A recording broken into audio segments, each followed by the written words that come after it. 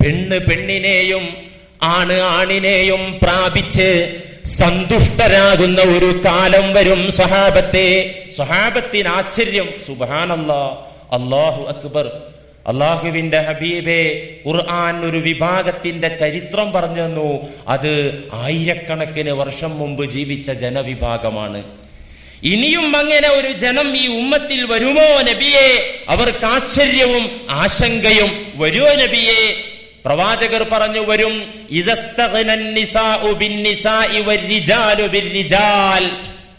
സ്വവർഗരതിക്കാർ, സ്വവർഗ വിവാഹത്തിന്റെ ആളുകൾ ഭൂമിയിൽ വന്നുകഴിഞ്ഞാൽ പിന്നെ ശിക്ഷകളായിരിക്കും, ദുരന്തങ്ങളായിരിക്കും, നാശനഷ്ടങ്ങളായിരിക്കും. ഒന്നിനുമീതെ ഒന്നായി അതിൽ നിരപരാധികളും നശിക്കും. അവരുടെ കർമ്മങ്ങൾക്കനുസരിച്ച് അവർ ആഖിറത്തിൽ വരും. പക്ഷെ ഇവിടെ അവർക്കും കിട്ടുവാട്ടി. അള്ളാഹു കാത്തിരക്ഷിക്കുമാറാകട്ടെ. മാത്രല്ല നബി പറഞ്ഞു, ലഅനല്ലാഹു മൻ അമില അമല ഖൗമി ലൂത്ത്, ലഅനല്ലാഹു മൻ അമില അമല ഖൗമി ലൂത്ത്, ലഅനല്ലാഹു മൻ അമില അമല ഖൗമി ലൂത്ത്.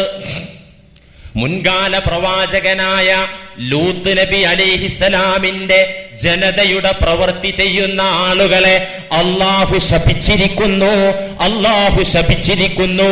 പടച്ച തമ്പുരാന്റെ ലഅനത്തേൽക്കുന്ന വർഗമാണവർ എന്ന് നബി തങ്ങൾ 3 തവണ ആവർത്തിച്ചു പറയുന്നു.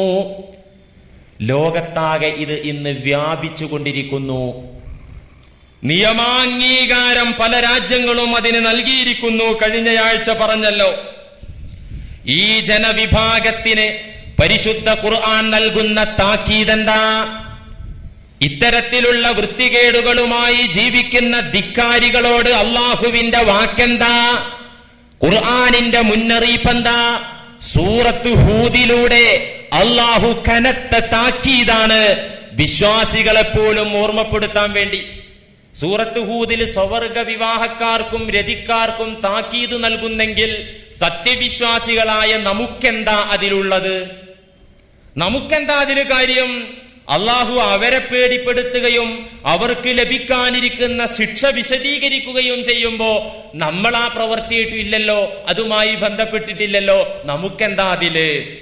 എങ്കിൽ നിങ്ങൾ ആ ചോദ്യത്തിന് മറുപടിയായി മനസ്സിലാക്കേണ്ടത്, സൂറത്ത് ഹൂദിന്റെ താക്കീതുകൾ, മുന്നറിയിപ്പുകൾ കേട്ടിട്ട് അള്ളാഹുവിന്റെ ഹബീബായ മുത്ത് മുഹമ്മദ് മുസ്തഫ സല്ലല്ലാഹു അലൈഹി വസല്ലമ തങ്ങൾ പോലും ഭയക്കുകയും അമിതമായി അധികമായി പേടിക്കുകയും അവിടുന്ന് ക്ഷീണിക്കുകയും ചെയ്ത സംഭവം ഹദീസിൽ കാണാം. എന്ത്? സൂറത്തുൽ ഹൂദിലൂടെ അള്ളാഹു ധിക്കാരികളുടെ നേരെ നടത്തിയ മുന്നറിയിപ്പുകൾ, അവരോട് നടത്തിയ താക്കീതുകൾ വഹിയിലൂടെ നബിക്ക് കിട്ടിയപ്പോ നബി അത് കേട്ടു, അത് കണ്ടു. അക്രമികളെ അള്ളാഹു നശിപ്പിക്കുന്നത് എങ്ങനെയാണെന്ന രൂപം മുത്ത് നബി തങ്ങൾക്ക് വഹിയിലൂടെ കിട്ടിയപ്പോ അള്ളാന്റെ ഹബീബ് ചിന്തിച്ചത് എന്നെ കുറിച്ചല്ലല്ലോ, ഞാൻ ആ കുറ്റം ചെയ്തവനല്ലല്ലോ. ആ കുറ്റത്തിൽ നിന്നടക്കം സകല കുറ്റങ്ങളിൽ നിന്നും സമൂഹത്തെ മാറ്റുന്നവരും അവരോട് നല്ല പ്രഭാഷണങ്ങളും നിർദ്ദേശങ്ങളും ചെയ്യുന്ന ആളാണല്ലോ ഞാന്.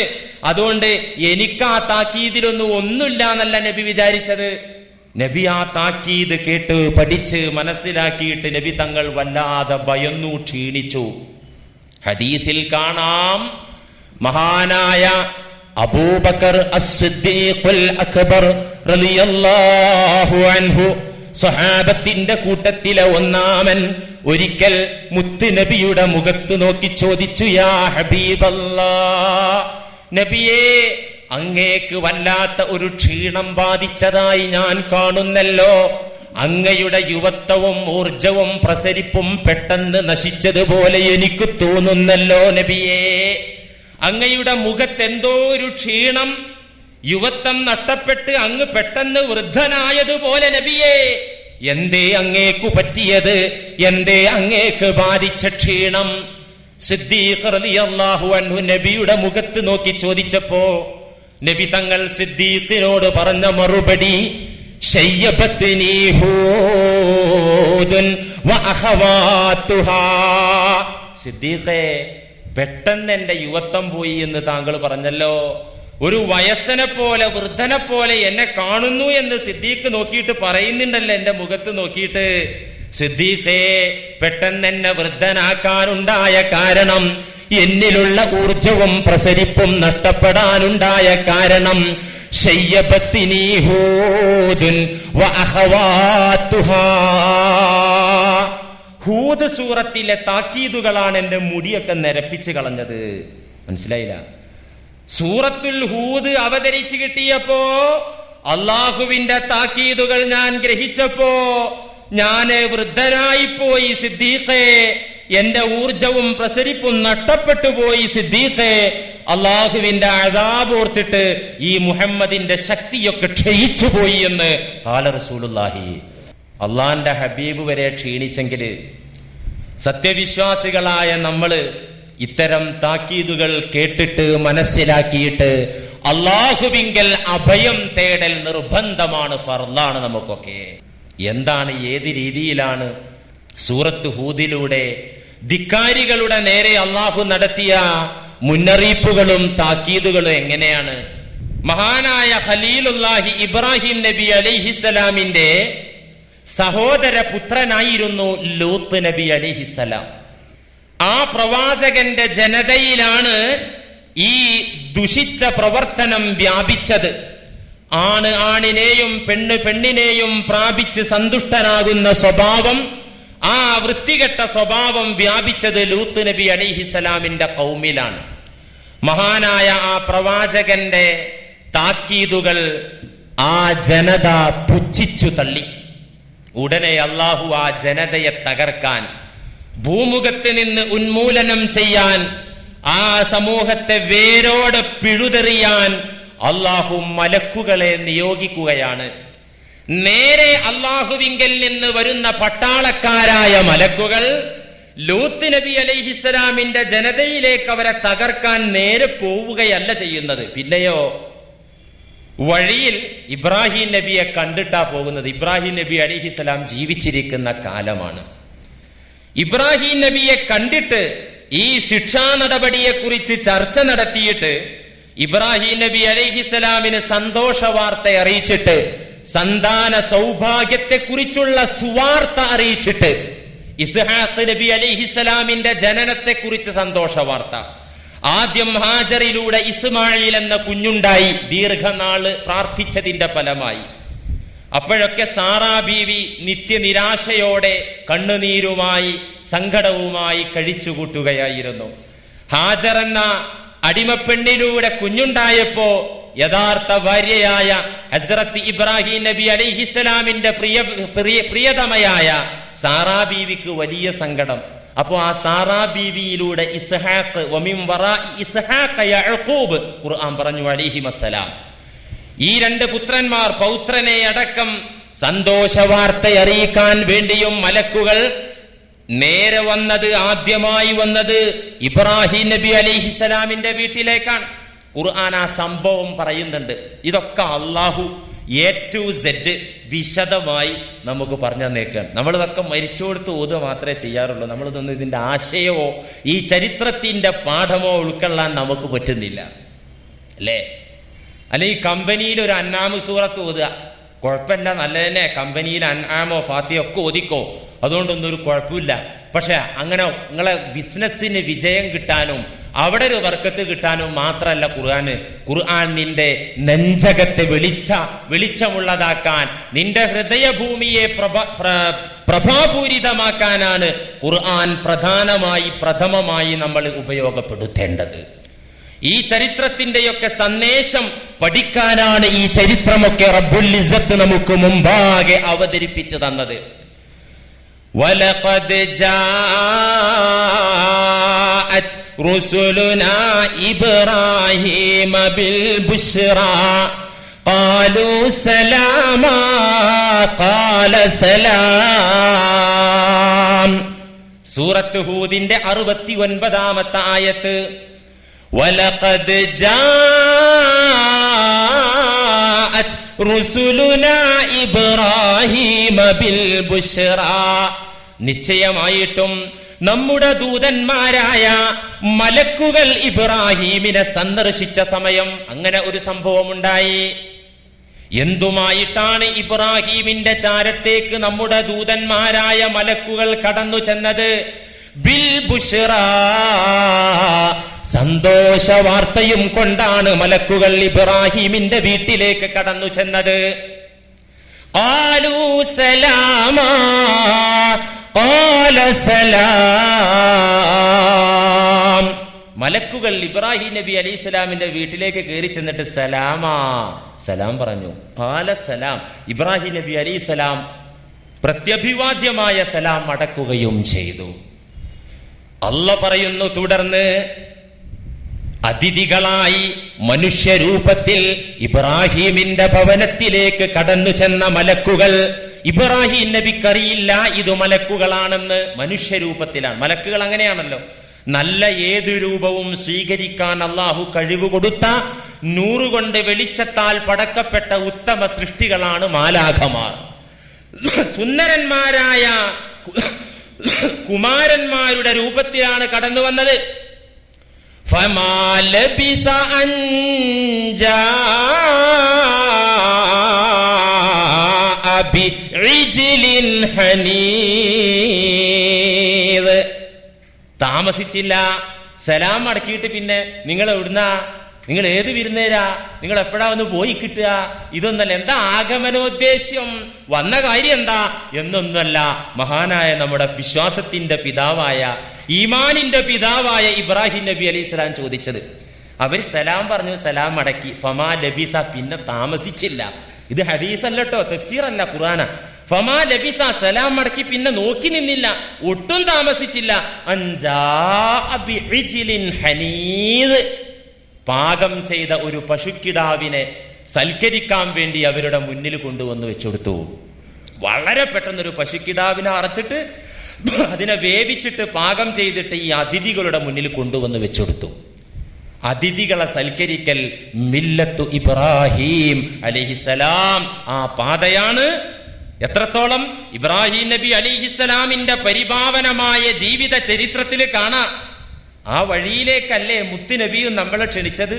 നിങ്ങളെ ഞാൻ പുതിയൊരു പ്രസ്ഥാനത്തിലേക്കല്ല ക്ഷണിക്കുന്നത്, മില്ലത്ത അബീക്കും ഇബ്രാഹിം, നിങ്ങളെ ഉപ്പായ, നിങ്ങളുടെ പിതാവായ ഇബ്രാഹിം നബിയുടെ വഴിയിലേക്കാ ഈ മുഹമ്മദ് ക്ഷണിക്കുന്നത് സ്വല്ലല്ലാഹു അലൈഹി വസല്ലം.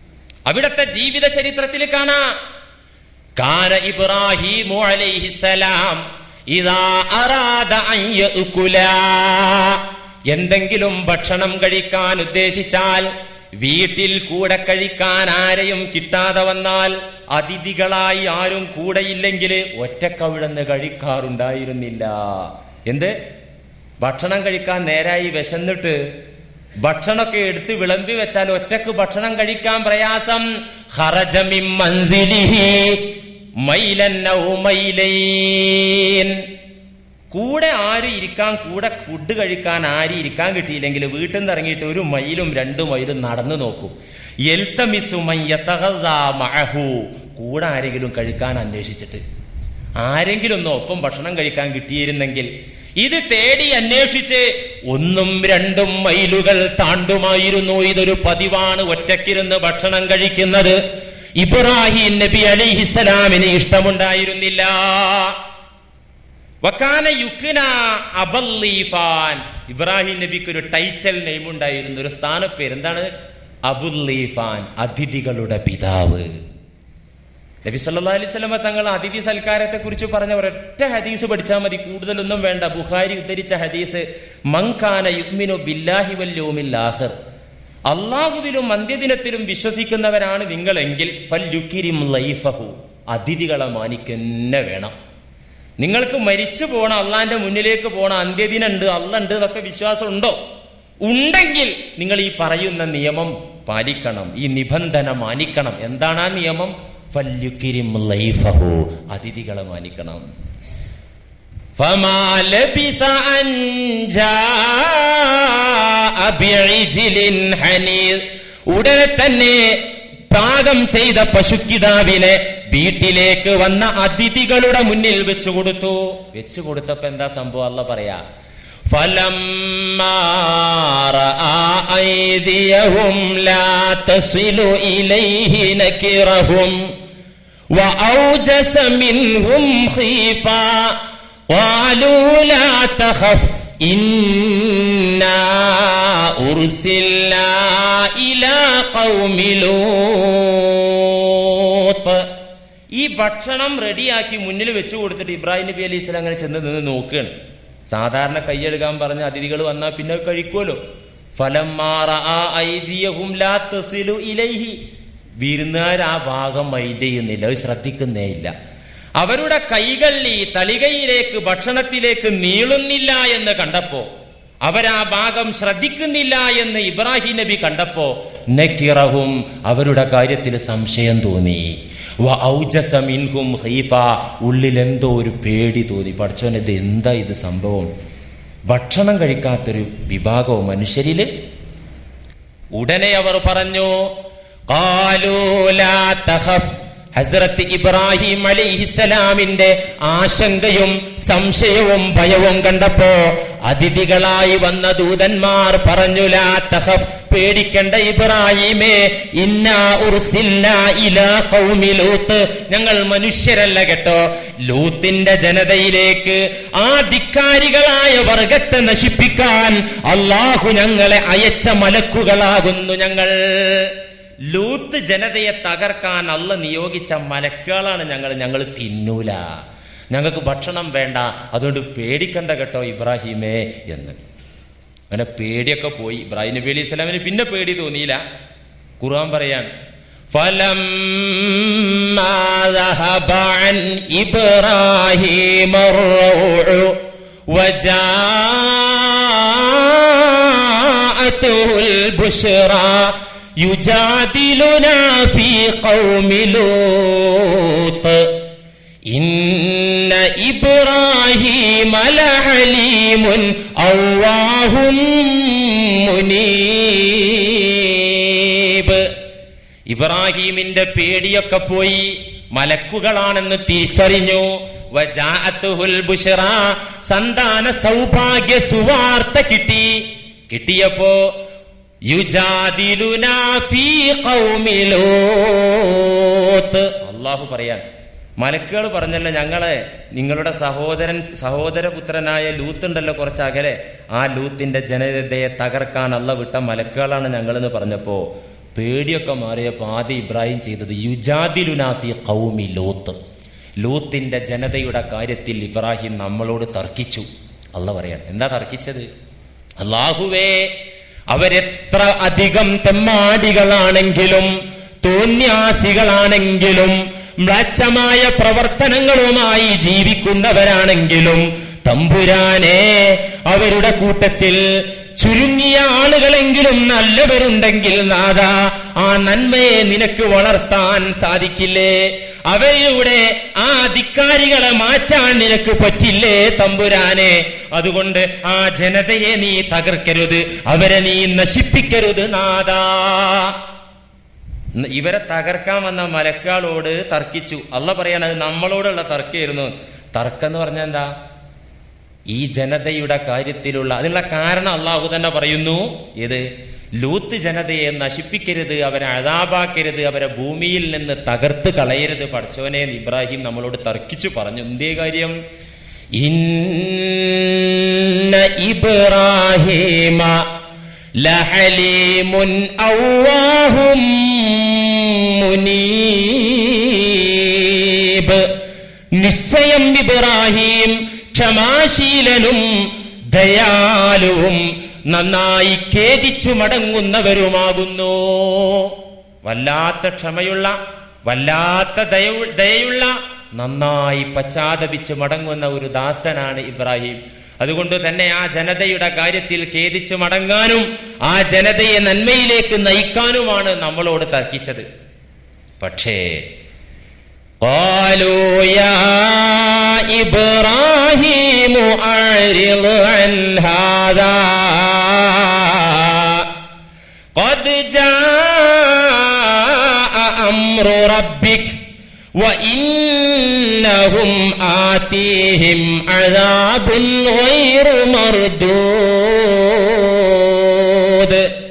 നാം പറഞ്ഞു, ആ ദൂതന്മാരുടെ വാക്കിലൂടെ അള്ളാഹു പറയുകയാണ്, നാം അറിയിച്ചു ഇബ്രാഹിമിനോട്, ഓ ഇബ്രാഹിം അഴിരിതാനാഥ, ആവശ്യമില്ലാത്തിൽ ഇടപെടണ്ട, അവരെ തകർക്കുക എന്നത് ഇന്നഹു ഖദ് ജാഅ അംറു റബ്ബിക്, അള്ളാന്റെ വിധി വന്നുപോയി. പടച്ച തമ്പുരാന്റെ വിധി വന്നാൽ പിന്നെ ആ വിധിയെ മാറ്റാനോ റദ്ദാക്കാനോ ലോകത്ത് പിന്നെ ഒരു മേൽക്കോടതിയില്ല, പിന്നെ ഒരു സുപ്രീം കോടതിയില്ല, പിന്നെ ഒരു ദയാഹരജിയില്ല. അള്ളാഹു തീരുമാനിച്ചാൽ പിന്നെ ഇബ്രാഹിം നബി അലൈഹിസ്സലാമിന്റെ ദയാഹരജി പോലും അള്ളാഹു സ്വീകരിക്കുകയില്ല. അങ്ങയുടെ നാഥന്റെ വിധി വന്നു കഴിച്ചിട്ടുണ്ട്. വഇന്നഹും ആതീഹിം അദാബുൻ ഗൈറു മർദൂദ്. ആർക്കും തടയാനാകാത്ത, ആർക്കും റദ്ദാക്കാനാകാത്ത, ഗൈറു മർദൂദ്, ആർക്കും റദ്ദാക്കാനാകാത്ത ശിക്ഷ അവരെ ബാധിക്കുക തന്നെ ചെയ്യും. അതുകൊണ്ട് ഇബ്രാഹിം നബിയെ, അവരുടെ കേസിൽ താങ്കൾ ഇടപെടരുത്, അവരെ ശിക്ഷിക്കാൻ തീരുമാനിച്ചിരിക്കുകയാണ്. അങ്ങനെ ഈ മാലാകമാർ പോവുകയാണ് ലൂത്ത് നബി അലൈഹിസ്സലാമിന്റെ വീട്ടിലേക്ക്. ആ ഭാഗവും ഖുർആൻ പറയുന്നുണ്ട്. വലമ്മാ ജാഅത് റുസുലുനാ ലൂതൻ സീഅ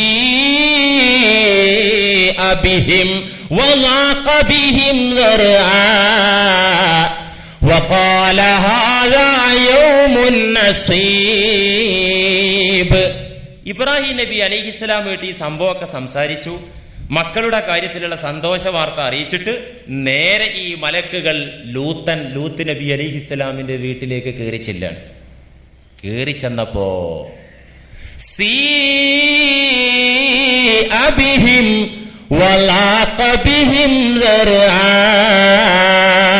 അതിഥികളുടെ വരവിൽ, സാധാരണ വിരുന്നുകാർ വന്നാൽ നല്ല മനസ്സുള്ളവർക്ക് സന്തോഷമായിരിക്കും, അല്ലെ? പിശുക്കന്മാർക്കോ വന്ന് പെട്ടുപോയല്ലോ, പഞ്ചസാരക്കൊക്കെ ഇപ്പൊ എന്താ വില, ഇത് താങ്ങാൻ പറ്റൂലല്ലോ. പക്ഷെ പുറത്ത് കാണിക്കൂല, പിശുക്ക മനസ്സിലേ ആലോചിക്കുള്ളൂ. പക്ഷെ ഈമാനും നല്ല മനസ്സുള്ള ആളാണെങ്കിൽ വിരുന്നുകാരെ വന്നാൽ വിരുന്നുകാരെ കണ്ട എന്ത് സന്തോഷായിരിക്കും. ലൂത്ത് നബി അലൈഹിസ്സലാമിന് അതിഥികളെ കണ്ടപ്പോൾ സന്തോഷം വന്നില്ല, പിന്നെയോ ആശങ്കയും ഭയവുമാണ് വന്നത്. അത് പഞ്ചസാരന്റെ കാര്യം ഓർത്തല്ല. പിന്നെയോ കണ്ടപ്പോൾ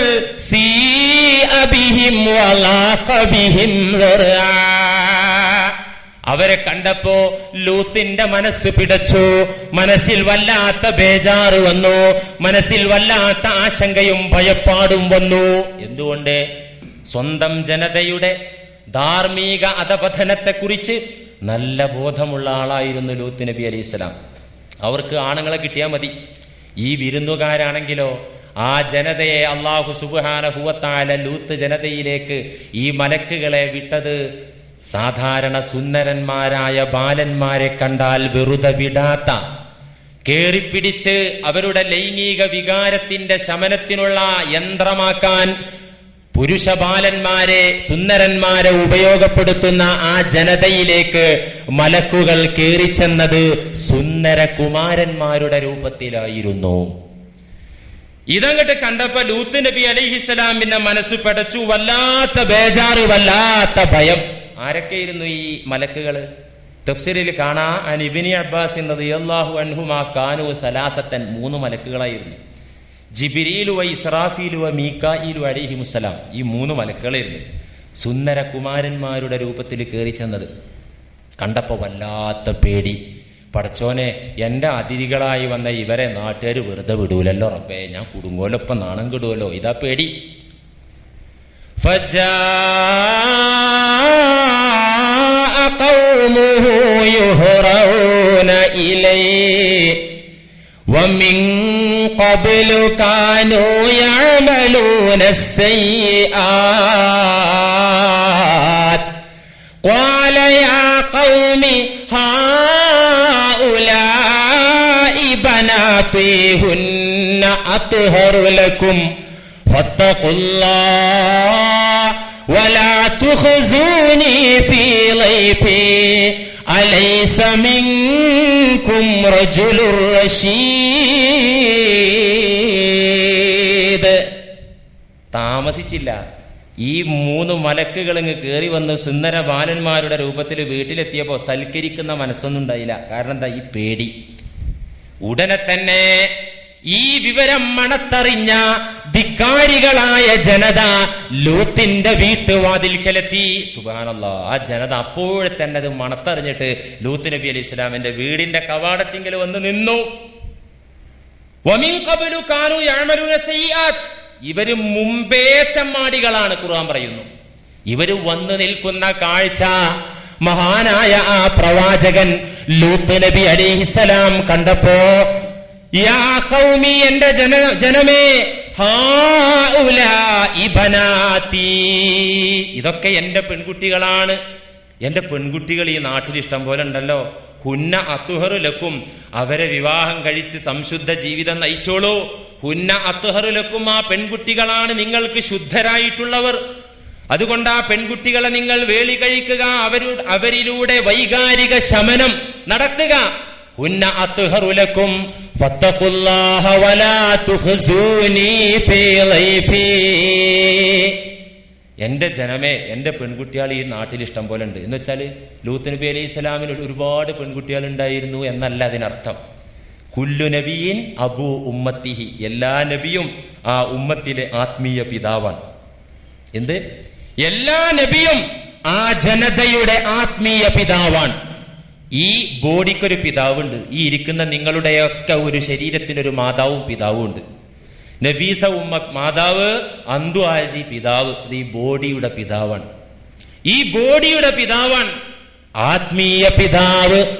അബുൽ അർവാഹ്, ആത്മീയ പിതാവ്. ഓരോ ജനതയുടെയും ഓരോ ഉമ്മത്തിന്റെയും ആത്മീയ പിതാവ്. കുല്ലു നബീൻ അബൂ ഉമ്മത്തിഹി, ആ ഉമ്മത്തിലേക്ക് നിയോഗിക്കപ്പെട്ട പ്രവാചകനാണ്. അതല്ലേ നമ്മുടെ നബിയെ കുറിച്ച് ജ്ഞാനികൾ പറഞ്ഞത്? അന്ത ഉമ്മുൻ അം അബൂ മറഅയ്നാ ഫീഹിമാ മിസ്ല ഹുസ്നിക ഖത്തു യാ സയ്യിദി ഖൈറൻ നബി. അങ്ങ് ഞങ്ങളുടെ ഉമ്മയാണ്, അങ്ങ് ഞങ്ങളുടെ ഉപ്പയാണ്.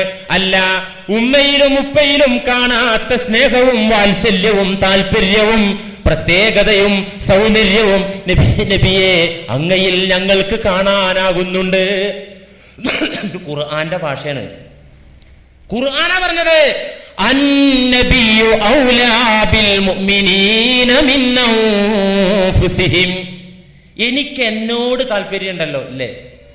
നിങ്ങൾക്ക് നിങ്ങളുടെ സ്വന്തത്തോട് താല്പര്യമില്ലേ?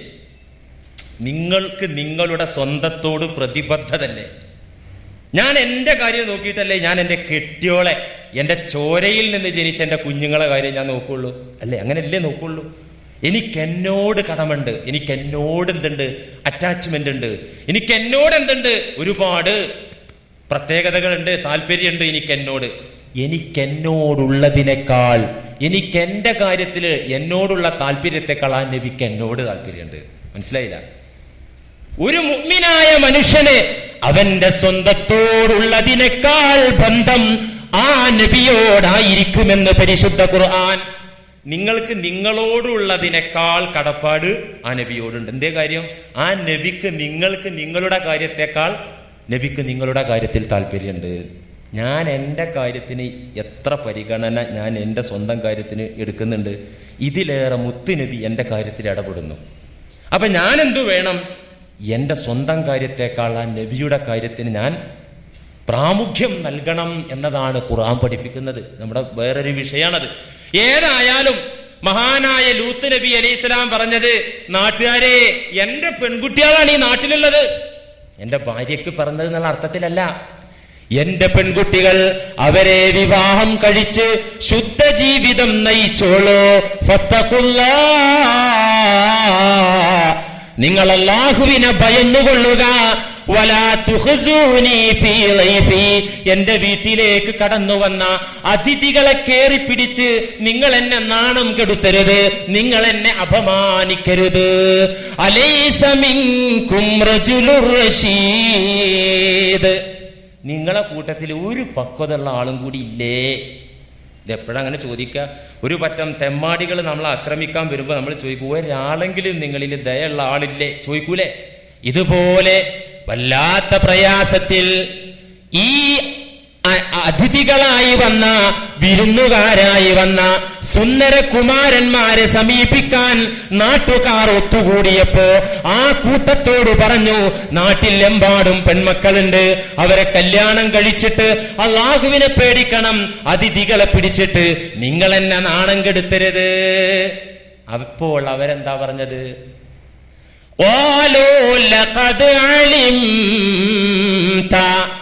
അവര് ഒന്നടങ്കം പറഞ്ഞു, നിനക്കറിയാമല്ലോ ലൂത്തേ ഞങ്ങളുടെ ആവശ്യം എന്താണെന്ന്. വഇന്നക ലതഅലമു മാ നുരീദ് ലതഅലമു മാ ലനാ ഫീ ബനാതിക മിൻ ഹഖ്, നിന്റെ പെൺകുട്ടിയാളെ ഈ നാട്ടിലുള്ള പെണ്ണുങ്ങളെന്ന് ഞങ്ങൾക്ക് ആവശ്യമില്ല, നിനക്കറിയാലോ.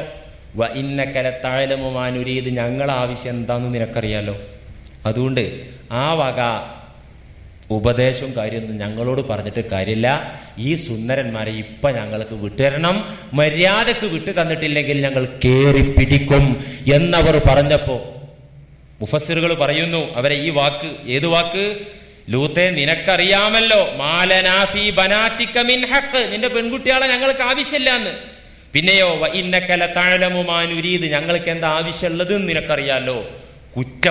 കുറ്റം രണ്ട് നിലയിലുണ്ട്. ഒന്ന്, കാഫിറുകൾ, ഇതുപോലത്തെ അക്രമികളുടെ കുറ്റം. അവർ കുറ്റം ചെയ്യുകയും ചെയ്യും, ന്യായീകരിക്കുകയും ചെയ്യും, പരസ്യമായി കുറ്റം ചെയ്യും. മുഅ്മിനീങ്ങളായ ആളുകളിൽ നിന്ന് പാകപ്പിഴവ് വരും. കുറ്റമില്ലാത്ത മനുഷ്യനാരാ? എല്ലാ മുസ്ലിമിലും മുഅ്മിനിലും വീഴ്ച വരും. ഈ വീഴ്ചക്ക് എന്താ? പക്ഷെ ഇതുപോലത്തെ അപരാധമൊന്നും ഉണ്ടാവില്ല. ചെറിയ പാപങ്ങളെങ്കിലും വരാത്തവരുണ്ടാകൂല. പക്ഷെ കുറ്റബോധവും ഖേദവും പശ്ചാത്താപ മനസ്ഥിതിയുമാണ് മുഅ്മിനിൽ നിന്നുണ്ടാകുന്ന കുറ്റത്തിന്റെ ലക്ഷണം. ആ കുറ്റം അങ്ങനെ അവൻ കഴുകി ശുദ്ധമാവുകയും രക്ഷപ്പെടുകയും ചെയ്യും. ഇവരുടെ ധിക്കാരം, ഇവർക്കൊരു നാണമില്ലാതെ പറയാ, ലൂത്തേ നിന്റെ പെൺകുട്ടികൾ ആവശ്യമില്ല, നാട്ടിലെ പെണ്ണുകൾ ആവശ്യം, ഞങ്ങൾക്ക് എന്താ ആവശ്യം നിനക്കറിയില്ലേ? ഈ സമയം ഖാല ലൗ അന്ന ലീ ബികും ഖുവതൻ ഔ ആവി ഇലാ റുക്നിൻ ശദീദ്, സങ്കടത്തോടെ, ആവലാതിയോടെ, മനപ്രയാസത്തോടെ, ആശങ്കയോടെ മഹാനായ ലൂത്ത് നബി അലൈഹിസ്സലാം പറഞ്ഞു, പടച്ചോനെ ലൗ അന്നലീ ബികും ഖുവ്വ, എനിക്ക് ശക്തി ഉണ്ടായിരുന്നെങ്കിൽ, ഔ ആവി ഇലാ റുക്നിൻ ശദീദ്, അല്ലെങ്കിൽ ഒരു ശക്തനെ എനിക്ക് താങ്ങായിട്ട് കിട്ടിയിരുന്നെങ്കിൽ, ഞാൻ ഈ കള്ളന്മാരെ, ഈ പിശാചിന്റെ രൂപം പൂണ്ട മനുഷ്യരെ ഞാൻ തകർക്കുകയും തുരത്തുകയും ചെയ്തിരുന്നേനെ റബ്ബേ. പക്ഷേ ഞാൻ നിസ്സഹായനാണല്ലോ, ഞാൻ ദുർബലനാണല്ലോ, ഈ നാട്ടുകാരെ ഓടിക്കാൻ എന്നെ കൊണ്ട് പറ്റൂലല്ലോ. ലൂത്ത് നബി അലൈഹിസ്സലാമിന്റെ ബേജാറ് കണ്ടപ്പോ ഖാലൂ യാ ലൂത്ത് ഇന്നാ റുസുലു റബ്ബിക ലൻ യസിലൂ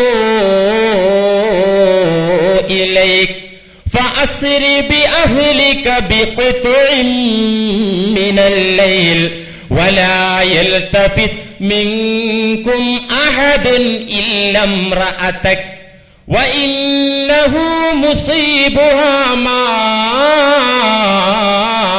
أَصَابَهُمْ إِنَّ مَوْعِدَهُمُ الصُّبْحُ أَلَيْسَ الصُّبْحُ بِقَرِيبٍ. ലൂത്ത് നബി അലൈഹി സ്വലാമിനോട് വിരുന്നുകാർ പറഞ്ഞു, ലൂത്തെ പേടിക്കണ്ട, ഇന്നാ റുസുലു റബ്ബിക, അല്ല ഈ വിഭാഗത്തെ തകർക്കാൻ അയച്ച മലക്കുകളാ ഞങ്ങള്. ലയസിലു ഇലൈക, ഞങ്ങളെ കേറി പിടിക്കാനോ ഞങ്ങളുടെ കാര്യത്തിൽ താങ്കളെ നാണം കെടുത്താനോ അവർക്ക് സാധിക്കുകയില്ല. താങ്കൾ എന്താ ചെയ്യേണ്ടത് അറിയോ ലൂത്ത് നബിയെ? ഫഅസ്രി ബിഅഹ്ലിക ബിഖത്ഇൻ മിനൽ ലൈൽ. ഇപ്പൊ സന്ധ്യ ആയല്ലോ, വൈകുന്നേരം ആയല്ലോ, രാത്രി കുറച്ചങ്ങോട്ട് കഴിഞ്ഞിട്ട് ഇരുട്ടായി കഴിഞ്ഞാല് അങ്ങ് കുടുംബസമേതം ഈ ജോർഡാൻ വിട്ടിട്ട് പോണം. ഇത് ജോർഡാനാണ്. ജോർഡാനിൽ 4000 വർഷങ്ങൾക്ക് മുമ്പ് പ്രധാനപ്പെട്ട 4 വില്ലേജുകളാണുള്ളത്. അതിലൊരു വില്ലേജാണ് സദൂം. സദൂം ഇന്നത്തെ പേരെന്താ? ട്രാൻസ് ജോർഡാൻ എന്നാണ് സദൂമിന്റെ പേര്. ഇറാഖിന്റെയും പലസ്തീനിന്റെയും ഇടയിൽ ജോർഡാനിന്റെ ഒരു ഭാഗത്ത് നിലകൊള്ളുന്ന ഈ സദൂം എന്ന് പറയുന്ന പ്രദേശമാണ് ലൂത്ത് നബി അലൈഹി സ്വലാമിന്റെ ജനത പാർത്ത. അവിടെ 1,00,000 ആളുകൾ ഉണ്ടായിരുന്നു അന്ന്. ഇവർക്കിടയിലാണ് ഈ രോഗം ബാധിച്ചത്. ലൂത്ത് നബിയെ, നിങ്ങൾ ഈ ട്രാൻസ് ജോർഡാൻ വിട്ടുകൊണ്ട്, ഈ സദൂം നാട് വിട്ടുകൊണ്ട് രാത്രി കുറച്ച് കഴിഞ്ഞാൽ കുടുംബസമേത ഇറങ്ങിപ്പോണം. വലാ യൽതഫിത്തു മിൻകും അഹദുൻ, ഒരാളും പിറകിലേക്ക് തിരിഞ്ഞു നോക്കരുത് പോകാൻ തുടങ്ങിയാൽ. കാരണം അവരുടെ പ്രതികരണങ്ങളും ഭീഷണികളും കേട്ടിട്ട് അവർക്ക് മറുപടി പറയാൻ കാത്തുനിന്ന് നേരം കളയരുത്. പെട്ടെന്ന് ഈ നാട് വിട്ടു പോകണം. ഇല്ലംറഅതക്ക്, അങ്ങയുടെ ഭാര്യ കൂടെ വരൂല, അവൾ ഈ തെമ്മാടികളുടെ ഏജന്റാണ്. ശരിയാണ്. ഈ മലക്കുകൾ ഈ സുന്ദര ബാലന്മാരുടെ രൂപത്തിൽ ലൂത്ത് നബി അലൈഹി ഇസ്ലാമിന്റെ വീട്ടിലേക്ക് വന്നപ്പോൾ നാട്ടുകാർ അറിയിച്ചതാരാ? ഇബ്നു കസീർ അടക്കമുള്ള മുഫസ്സിറുകൾ പറഞ്ഞു, ഫഖറജത് ഇംറഅതുഹു, ലൂത്ത് നബിയുടെ സ്വന്തം ഭാര്യ പുറത്തിറങ്ങി. എന്നിട്ടോ ഫഅഖ്ബറത് ഖൗമഹ, നാട്ടുകാരെ വിളിച്ചിട്ട്, അവളെ ആൾക്കാരെ വിളിച്ചിട്ട് പറഞ്ഞു, ഇന്ന ഫീ ഖൗമി ലൂത്തിൻ റിജാലൻ മാ റഅയ്തു മിസ്ല വുജൂഹിഹിം ഖത്തു, ലൂത്തിന്റെ വീട്ടിൽ കുറച്ച് ആൺകുട്ടികൾ വന്നിട്ടുണ്ട്, അവരെ പോലത്തെ സുന്ദരന്മാരെ ഞാൻ കണ്ടുകിട്ടാനല്ല, അതുകൊണ്ട് പെട്ടെന്ന് വന്നോളൂ. അല്ലാഹ് പറഞ്ഞു, ഇല്ലംറഅതക്, ഈ തോന്നിയാസി പെണ്ണുണ്ടല്ലോ നിങ്ങളുടെ ഭാര്യ, അവള് കൂടെ വരൂല. നാട്ടുകാരുടെ പ്രതികരണം നോക്കി നിൽക്കണ്ട. രാത്രി വൈകിയാൽ, ഇരുട്ട് വ്യാപിച്ചാൽ ലൂത്ത് നബിയെ അങ്ങ് സ്വന്തം ജനതയെയും കൂട്ടിക്കൊണ്ട് ജോർഡാൻ വിട്ടുകൊണ്ട് നാട് വിട്ടു പോകണം. ഇന്ന മൗഇദഹും സുബഹ്, അവർക്ക് കണക്കാക്കിയ ടൈം സുബഹി സമയമാണ്. ഇന്ന മൗഇദഹും സുബഹ്, അവരെ തകർക്കാനുള്ള ടൈം പ്രഭാത സമയമാണ്. അലൈസ സുബ്ഹു ബിഖരീബ്, ലൂത്ത് നബിയെ സുബഹി സമയം അടുത്തു തന്നെയാണല്ലോ. അതുകൊണ്ട് നേരം കളയണ്ട, വളരെ പെട്ടെന്ന് കുടുംബത്തെയും കൂട്ടി നാട് വിട്ടു പോയിക്കൊള്ളുക. ഈ ജനതയെ അല്ലാഹു തകർക്കും, ഞങ്ങളെ പ്രാപിക്കില്ല. ഇവർ ആണ് ആണിനെ പ്രാപിക്കുന്ന, പെണ്ണ് പെണ്ണിനെ പ്രാപിക്കുന്ന ഈ വർഗത്തെ ഭൂമുഖത്തിൽ നിന്ന് തുടച്ചു നീക്കാൻ അള്ളാഹുവിന്റെ കൽപ്പന വന്നിരിക്കുന്നു. ലൂത്ത് നബിയെ അങ്ങ് നാട് വിടുക. ലൂത്ത് നബി അലൈഹിസ്സലാം 400 കിലോമീറ്റർ ആ രാത്രിയിൽ താണ്ടി. 400 കിലോമീറ്റർ അകലെ ചെന്നപ്പോ സദൂമിൽ എന്താ നടക്കുന്നത്? സുബ്ഹാനല്ലാഹ്, അന്ന് അല്ലാഹു ചെയ്ത പണി, സദൂം എന്ന പ്രദേശത്ത് ചെയ്ത പണി. ആ നാട്ടുകാരിൽ അല്ലാഹു ഇറക്കിയ കനത്ത ശിക്ഷ. എന്നിട്ട് ആ ശിക്ഷ പറഞ്ഞിട്ട് അല്ലാഹു അതിന്റെ പിറകിൽ ഒരു കാര്യം നമ്മളോട് പറയുന്നുണ്ട്. ഇന്നും ജോർഡാനിലെ ചാവുകടൽ, ഡെഡ് സീ, അതിന്റെ പ്രദേശത്ത് കിഴക്കും വടക്കും ചെന്ന് നോക്കിയാൽ അന്നത്തെ ജനതയെ ശിക്ഷിച്ചതിന്റെ ബാക്കി പത്രം, അതിന്റെ അവശിഷ്ടങ്ങൾ, അതിന്റെ സ്മാരകങ്ങൾ പച്ച കണ്ണുകൊണ്ട് എനിക്കും നിങ്ങൾക്കും കാണാം. ഇതൊക്കെ പാടല്ലേ? എങ്ങനെയാണ്, ഏത് വിധത്തിലാണ് ആ ജനതയെ അല്ലാഹു തകർത്തത്? ആ തകർച്ചയുടെ പിന്നിലുള്ള പാടെന്താ? ഖുർആൻ തന്നെ പറയുന്നുണ്ട്. ലൂത്ത് ജനതയുടെ പതനത്തെ കുറിച്ചായിരുന്നു സംസാരിച്ചു വന്നത്. ഫലമ്മാ ജാഅ അംറുനാ ജഅൽനാ അലിയഹാ സാഫിലഹാ വഅംതർനാ അലൈഹാ ഹിജാറതൻ മിൻ സിജ്ജിലിൻ മൻദൂദ്. ഫലമ്മാ ജാഅ അംറുനാ, നേരം പുലർന്നപ്പോൾ ലൂത്ത് നബിയും വിശ്വാസികളും ആ നാട് വിട്ട് രക്ഷപ്പെട്ടപ്പോ അല്ലാഹു പറയുന്നു, നമ്മുടെ കൽപ്പന വന്നു, ശിക്ഷയുടെ വിധി വന്നു. ഫജഅൽനാ അലിയഹാ സാഫിലഹാ, ആ നാടിനെ നാം കീഴ്മേൽ മറിച്ചു കളഞ്ഞു. ആ നാടിന്റെ മുകൾ ഭാഗം നാം അടിയിലാക്കും വിധം അപ്പം മറിച്ചിടും പോലെ ആ പ്രദേശത്തെ മറിച്ചിട്ടു. എന്നിട്ടോ വഅംതർനാ അലൈഹാ ഹിജാറതൻ മിൻ സിജ്ജിലിൻ മൻദൂദ്, ആ നാടിന് മുകളിലൂടെ നാം കല്ലുമഴ ഇറക്കി. വഅംതർനാ അലൈഹിം, ആ നാട്ടുകാരുടെ മേലിൽ, ആ നാടിന് മേലിൽ നാം വർഷിപ്പിച്ചു. ഹിജാറത്തം മിൻ സിജ്ജീലിൻ മൻളൂദ്, നരകച്ചൂളയിൽ വേവിച്ചെടുത്ത മൺകട്ടകൾ, മൺകട്ടയുടെ മഴ ആ നാടിനു മീതെ നാം വർഷിപ്പിച്ചു. മൺകട്ട മഴ, കല്ലുമഴ. മുസവ്വമതൻ ഇൻദ റബ്ബിക്, ഓരോ മൺകട്ടയിലും ഓരോ കല്ലിലും താങ്കളുടെ നാദരിങ്കൽ അടയാളം വെച്ച നിലയിലായിരുന്നു ആ കല്ലുകൾ പതിച്ചത്. ഓരോ കല്ലിലും അള്ളാഹു അടയാളം വെച്ചിരുന്നു. ഏതു ഭാഗത്ത് ആരുടെ തലക്കുമീത പതിക്കണമെന്ന അടയാളമുള്ള കല്ല്. ഈ സംഭവം നമുക്ക് അള്ളാഹു പറഞ്ഞു തന്നിട്ട് നമുക്കെന്താ ഇതില് എന്ന് പറഞ്ഞു തരുന്നു. തുടർന്ന് വമാഹിയ മിനല്ലാലിമീന ബിബഈദ്, കേട്ടില്ലേ സമൂഹമേ എന്റെ ശിക്ഷ, എന്റെ ഭാഗത്തു നിന്നുള്ള ആക്ഷൻ നിങ്ങൾ കേട്ടില്ലേ, നിങ്ങൾ പഠിച്ചില്ലേ, മനസ്സിലാക്കിയില്ലേ എന്റെ അദാബ്? എങ്കിൽ അറിഞ്ഞോ, വമാഹിയ മിനല്ലാലിമീന ബിബഈദ്, അക്രമികളിൽ നിന്ന് ഇത്തരത്തിലുള്ള അദാബ് ഒട്ടും അകലത്തിലല്ല. ആര് ലാലിമീങ്ങളായി, അക്രമികളായി, ആ അക്രമികളിൽ നിന്ന് ഇത്തരത്തിലുള്ള അദാബ് ഒട്ടും ദൂരെയല്ല. ബിബഈദ്, അടുത്തുണ്ട്. ലാറ്റിൻ അമേരിക്കൻ രാജ്യങ്ങൾ, യൂറോപ്യൻ രാജ്യങ്ങൾ, ആഫ്രിക്കൻ വൻകരയിലെ ചില രാജ്യങ്ങൾ, ഒരുപാട് രാജ്യങ്ങൾ, ഏഷ്യയിലെ ചില രാജ്യങ്ങളൊക്കെ സ്വവർഗരതിക്കും വിവാഹത്തിനും പെർമിഷൻ കൊടുത്ത് നിയമാംഗീകാരം നൽകിയെങ്കിൽ വർത്തമാനകാലത്തെ ലോകരാഷ്ട്രങ്ങളോട് ഖുർആനിന്റെ മുന്നറിയിപ്പ്, ഇത് 4000 വർഷം മുമ്പുള്ള ഒരു ജനതയുടെ ചരിത്രം മാത്രമല്ല. വമാഹിയ, ഇത്തരത്തിലുള്ള ശിക്ഷയല്ല.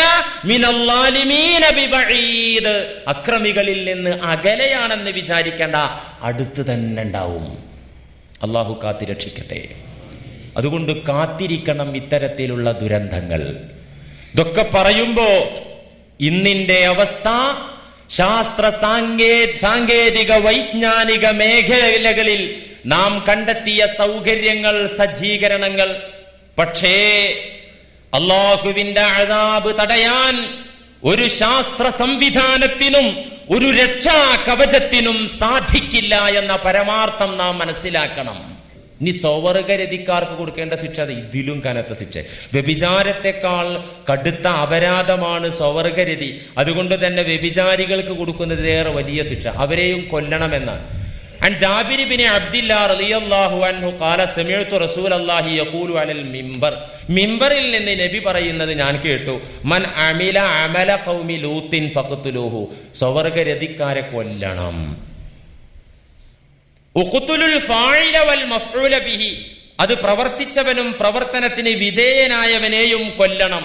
ഹിസ്ന ഔലം യുഹ്സിന, വ്യഭിചാരത്തിന്റെ നിയമമല്ല, അവർ വിവാഹിതരാണെങ്കിലും അല്ലെങ്കിലും കൊല്ലണം. ഈ ഒരു വൃത്തികെട്ട കുറ്റമാണ് ഈ ലോകത്തുനിന്ന് വ്യാപിച്ചു കൊണ്ടിരിക്കുന്നത്. അത് വിവാഹിതരാണെങ്കിലും അല്ലെങ്കിലും അവരെ കൊല്ലണം. എങ്ങനെ കൊല്ലണം എന്നതിൽ മാത്രമേ സ്വഹാബികൾക്കിടയിൽ തർക്കമുള്ളൂ. അലി റളിയല്ലാഹു അൻഹുവും സിദ്ദീഖ് റളിയല്ലാഹു അൻഹുവും പറഞ്ഞത് ആ വർഗത്തെ വാളുകൊണ്ട് വെട്ടിക്കൊന്നിട്ട് ശവം അഗ്നിയിലിട്ട് ദഹിപ്പിക്കണം. പ്ലേറ്റ് ദുരന്തത്തില് മനുഷ്യന്മാരായത് എന്താന്ന് കണ്ടില്ലേ, അതുപോലെ അഗ്നിയിലിട്ട് കരിച്ചു കളയണം അവരെ മയ്യിത്ത്. ആരെ? ഈ വർഗത്തിന്റെ തല വെട്ടിയിട്ട് കരിച്ചു കളയണം. അവരെ പള്ളിപ്പറമ്പിലോ ശ്മശാനത്തിലോ അടക്കാൻ പാടില്ല. ഉമർ റളിയല്ലാഹു അൻഹുവും ഉസ്മാൻ റളിയല്ലാഹു അൻഹുവും പറഞ്ഞത് തകർന്നു വീഴാനായ കെട്ടിടം അല്ലെങ്കിൽ ആളുകൾ ഉപയോഗിക്കാത്ത കെട്ടിടം, ഉപയോഗശൂന്യമായ കെട്ടിടത്തിന്റെ താഴെ കൊണ്ടുപോയി നിർത്തിയിട്ട് ഇവരെ മേലെ ആ കെട്ടിടം തകർത്തി വീഴ്ത്തി കൊല്ലണം. അറിയോ, ചിലര് പറഞ്ഞു നിരുപാധികം എറിഞ്ഞു കൊല്ലണം. ഇങ്ങനെ അഭിപ്രായ വ്യത്യാസം ഉണ്ടെങ്കിലും അവരെ കൊല്ലണം. ഈ ഒരു കുറ്റം എത്ര വലിയ കനത്ത കുറ്റമാണ്. ഇതിലേക്കുള്ള സാഹചര്യങ്ങളാണ് ഇന്ന് ലോകം ഉണ്ടാക്കുന്നത്. അതുകൊണ്ട് പ്രിയപ്പെട്ടവരെ, പറഞ്ഞു വന്നത് ഈ വിഷയം ഇന്നിവിടെ തീരാണ്, അവസാനിപ്പിക്കാണ്, നിർത്തുകയാണ്. പ്രിയമുള്ള സത്യവിശ്വാസികളെ, നമ്മുടെ കൂട്ടത്തിലെ ഏറിയ കൂറും വ്യഭിചരിച്ചിട്ടില്ല എന്ന് തന്നെയാണ് നമ്മൾ മനസ്സിലാക്കേണ്ടത്. പക്ഷേ ലൈംഗികമായ ഒരു പ്രവർത്തനമുണ്ടായിട്ടില്ലെങ്കിലും കണ്ണുകൊണ്ടെങ്കിലും വ്യഭിചരിക്കാത്തവർ ആരുണ്ടാകും നമ്മുടെ കൂട്ടത്തിൽ? ആരുണ്ടാകും? ശരീരം കൊണ്ട്, വിവിധ അവയവങ്ങൾ കൊണ്ട് വ്യഭിചരിക്കാത്ത എത്ര പേർ നമ്മുടെ കൂട്ടത്തിലുണ്ടാകും? വളരെ വ്യക്തമായി പുന്നാര നബി തങ്ങൾ പഠിപ്പിച്ച വചനത്തിൽ ഉണ്ടല്ലോ, ഈ അവയവങ്ങൾക്കൊക്കെ വ്യഭിചാരമുണ്ട്. വ്യഭിചാരത്തിന്റെ പങ്ക് ആ അവയവങ്ങൾക്കൊക്കെ തന്നെ നാളെ മഹ്ശറയിൽ കിട്ടുമെന്നും അവിടുന്ന് മുന്നറിയിപ്പ് തന്നതാണല്ലോ. അതുകൊണ്ട് പ്രിയപ്പെട്ടവരെ, ആത്മാർത്ഥമായ പശ്ചാത്താപം നമുക്ക് വേണം. തൗബ നമ്മിൽ നിന്നുണ്ടാകണം. നമ്മളൊക്കെ പറയും സഹാബികൾ വരെ വ്യഭിചരിച്ചിട്ടില്ലേ, അതുകൊണ്ട് കുറ്റാരും ചെയ്യുന്നു. സഹാബികൾ വ്യഭിചരിക്കുക മാത്രമല്ല ചെയ്തത്, അവർ മടങ്ങി, അവർ ഖേദിച്ചു, അവർ ആ അവിശുദ്ധമായ അവസ്ഥയിൽ നിന്ന്, കറകളഞ്ഞ മനസ്സിൽ നിന്ന് അവർ മുക്തരായി, മോചിതരായി. തൗബയുടെ വെള്ളം കൊണ്ട് അവരുടെ കൽബുകളെ കഴുകി, ഒരുപാട് കണ്ണുനീരൊഴുക്കി പാപക്കറകളെ കണ്ണുനീറുകൊണ്ട് വാശി ചെയ്തു, കഴുകിക്കളഞ്ഞു സഹാബത്ത്. ചരിത്രത്തിൽ മായാത്ത മുദ്ര പതിപ്പിച്ച ഉദാത്ത മാതൃക കാണിച്ചു തന്ന സ്വഹാബത്തിൽ നിന്ന് വീഴ്ച പറ്റി. സത്യമാണ്, അവർ വ്യഭിചരിച്ചു പോയി, യാഥാർത്ഥ്യമാണ്. തൗറാത്തിന്റെ നിയമവും ഖുർആനിന്റെ നിയമവും ഒന്ന് തന്നെ എന്ന് പഠിപ്പിച്ച പുണ്യനബി, ജൂതന്മാർക്കിടയിൽ ഈ ശിക്ഷ നടപ്പിലാക്കിയ പുണ്യനബി, ആ പുണ്യനബിയുടെ സന്നിധിയിലേക്ക് ഒരു സഹാബി ഒരിക്കൽ കടന്നു വരുന്നു. മദീന പള്ളിയിൽ സഹാബത്തിന്റെ മുന്നിൽ പുഞ്ചിരിക്കുന്ന മുഖത്തോടുകൂടെ ദീനിന്റെ നിയമങ്ങളും കാര്യങ്ങളും പഠിപ്പിച്ചുകൊണ്ടിരിക്കുന്ന സമയത്ത് മാഇസ് ഇബ്നു മാലിക്, നിങ്ങൾ ചരിത്രം പഠിച്ചിട്ടുണ്ടാകും, ഇമാം മുസ്ലിം ഉദ്ധരിച്ച ഹദീസിൽ കാണാം ഈ ചരിത്ര സംഭവം. മാഇസ് ഇബ്നു മാലിക് എന്ന് പറയുന്ന സ്വഹാബി ഒരു ഭ്രാന്തന്റെ രൂപത്തിൽ പാറിപ്പറന്ന മുടികളോടെ, ചുവന്ന കണ്ണോടെ, ക്ഷീണിച്ച മുഖത്തോടെ, വിറക്കുന്ന കൈക്കാലുകളോടെ തിരുസന്നിധിയിൽ കടന്നു വന്നിട്ട് പറഞ്ഞു, യാ റസൂലല്ലാഹ് ത്വഹിർനി, നബിയെ എന്നെ ഒന്ന് ശുദ്ധീകരിക്കണം, എന്നെ ഒന്ന് ശുദ്ധീകരിക്കണം, എന്നെ ഒന്ന് സ്ഫുടമാക്കണം, എന്നെ സംസ്കരിക്കണം എന്ന് മാഇസ് പറഞ്ഞപ്പോ മാഇസിലേക്ക് നോക്കിയിട്ട് നബി പറഞ്ഞു, വൈഹക്, എന്താ നീ പറയുന്നത്, നിനക്ക് നാശം. വൈഹക് ഇർജി ഫസ്തഗ്ഫിരില്ലാഹ വതുബ് ഇലൈഹി, പോടോ, തിരിച്ചു പോടോ, എന്നിട്ട് നീ അള്ളാഹുവിനോട് പൊറുക്കലിനെ തേട്, നീ തൗബ ചെയ്ത് മടങ്ങി ശരിക്ക് ജീവിക്ക്, പോ. ഫറജഅ ഗൈറ ഖരീബ്, നബി പോകാൻ പറഞ്ഞപ്പോ, എന്നെ ശുദ്ധീകരിക്കണമെന്ന് പറഞ്ഞ നബിയോട് പറഞ്ഞപ്പോ അവിടുന്ന് തിരിച്ചു പറഞ്ഞത്, എന്തു നാശമാണ് നീ പറയുന്നത്, നീ തിരിച്ചു പോയിട്ട് നന്നായി ജീവിക്കാൻ നോക്ക്. ഈ സ്വഹാബി മടങ്ങി, ഫറജഅ, തിരിച്ചുപോയി. പക്ഷേ തിരിച്ചു പോയിട്ട് കാല് ചലിക്കുന്നില്ല, ചവിട്ടടികൾ മുന്നോട്ട് പോകുന്നില്ല. ഗൈറ ബഈദ്, കുറച്ചങ്ങോട്ട് നടന്നപ്പോ പോകാൻ സാധിക്കാതെ. സുമ്മ ജാഅ ഇലൻ നബി, രണ്ടാമതും നബിയിലേക്ക് വന്നിട്ട് പറഞ്ഞു, യാ റസൂലല്ലാഹ് ത്വഹിർനി, എന്നെ ശുദ്ധീകരിക്കണം. അപ്പോഴും പറഞ്ഞു, ഞാൻ പറഞ്ഞില്ലേ നിന്നോട് പോകാൻ, നീ തൗബ ചെയ്ത് ജീവിക്ക്, പാപക്കറകൾ നിന്നിൽ വന്നിട്ടുണ്ടെങ്കിലും പശ്ചാത്തപിച്ച് ജീവിക്ക് എന്ന് പറഞ്ഞപ്പോ പോയി. ഹദീസില് കാണാം, ഇമാം മുസ്ലിം ഉദ്ധരിച്ച ഹദീസില് കാണാം, ഹത്താ ഇദാ കാനത്തി റാബിയ, നാലാമത്തെ തവണയും മാഇസ് നബിയുടെ മുന്നിലേക്ക് മടങ്ങി വന്നപ്പോ 3 തവണ നബി തിരിച്ചു വിട്ടു, പറഞ്ഞയച്ചു, പോകാൻ പറഞ്ഞു.